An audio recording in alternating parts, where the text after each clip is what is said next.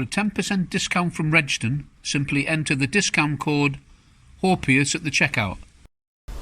Well, hello, HOPEUS Maximus here, and I've got another video.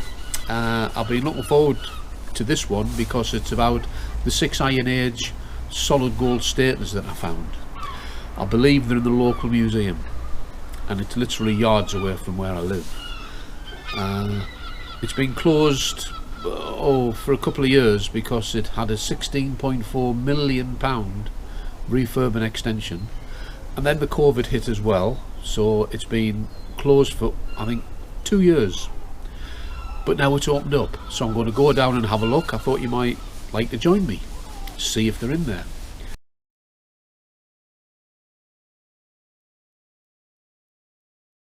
The video that I did, there's a link to it up there. It was when I first started detecting. I didn't really know what I was doing, to be honest. I had a cheap smartphone, the image was terrible, the sound was terrible, it was blowing a gale, but at least I did capture it on video, so it's worth a look there if you wanted to see it.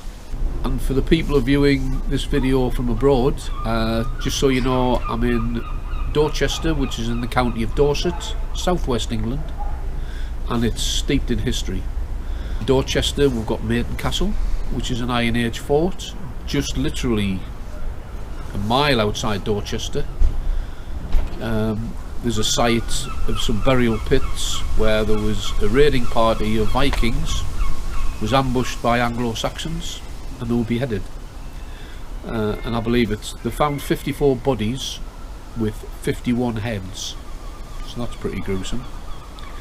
We've got Celtic, Roman, medieval, Saxon. We've got everything right through the eras.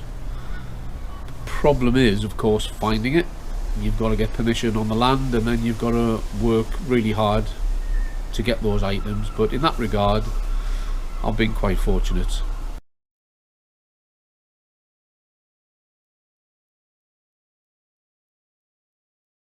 Right opposite the museum, it's closed now, there's a restaurant, but it's called Judge Jeffries, and this gives an idea of how brutal it was even in the 1600s. So I'll just give a little tad of information about that, and then right over the road we've got the museum itself.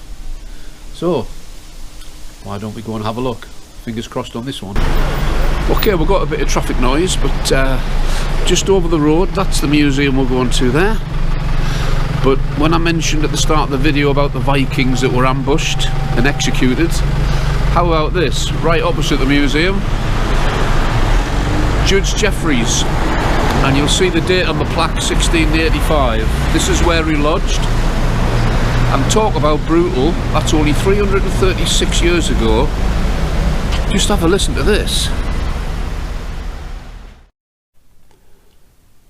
So yes, the Lord Chief Justice George Jeffries, known as the Hanging Judge, travelled to Dorchester in 1685 and lodged at this building.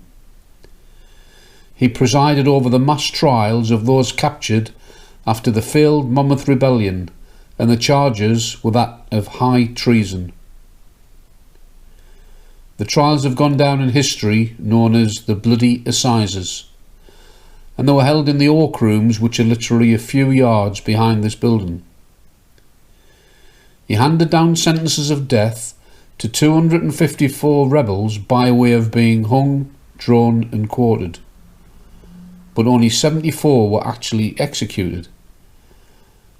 As was traditional for this type of execution, the person will be hung by the neck until almost dead, then placed on a wooden block, and the abdomen will be sliced open and the innards removed. They were then emasculated by cutting off the genitalia, and then the innards, along with the genitalia, were burned before the condemned's eyes. The body was then divided into 4 parts, and then the head was cut off. The head and the quarters were parboiled, as is shown on the left of this illustration, and the severed heads were then impaled on spikes and displayed around Dorchester and other parts of Dorset to act as a warning to others.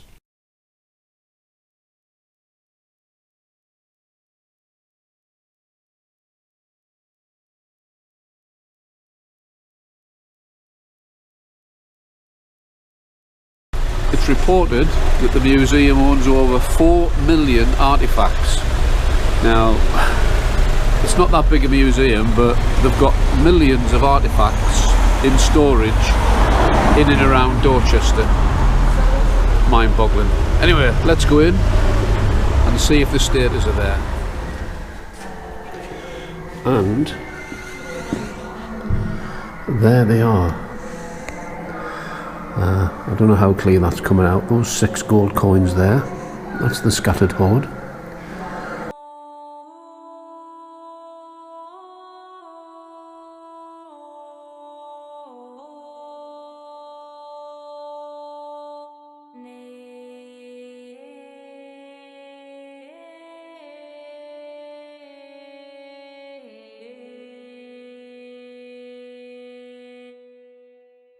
I've already noticed that the reverse side with the disjointed horses on,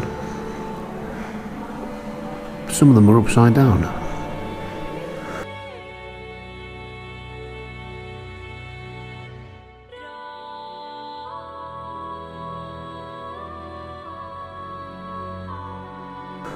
I think that display could look better, to be honest.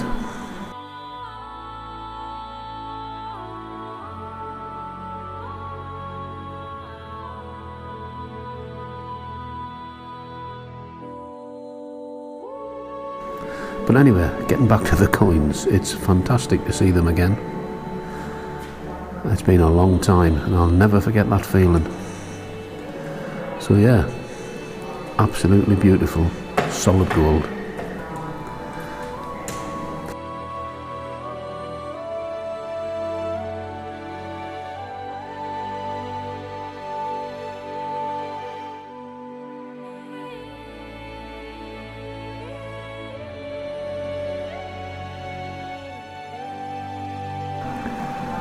Yeah, 80 to 50 BC. Absolutely incredible. And when I cleaned the mud off, they were just like they are now, as if they'd just been struck. Absolutely gleaming, immaculate. Oh, I love it, I love it.